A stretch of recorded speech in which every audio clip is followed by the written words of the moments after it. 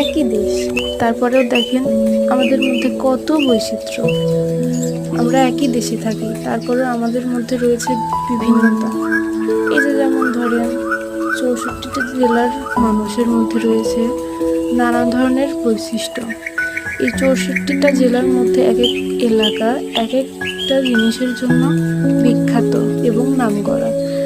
এই যে আমাদের পাবনায় যেমন ঘি বিখ্যাত, আবার খুলনার চুই ঝাল, দিনাজপুরের লিচু, আলু, এগুলা। এই যে ধরেন এই রান্নাটার কথাই বলি, মাছের মাথা দিয়ে আলুর তরকারি রান্না, কখনো কি চিন্তা করছেন? এই যে দিনাজপুরে আলু, ধান, লিচু এগুলা পরিমাণে অন্যান্য জেলার থেকে বেশি জন্মে। এই জন্য এই জেলায় আলু দিয়ে অনেক ধরনের রান্না আমরা খেয়ে থাকি।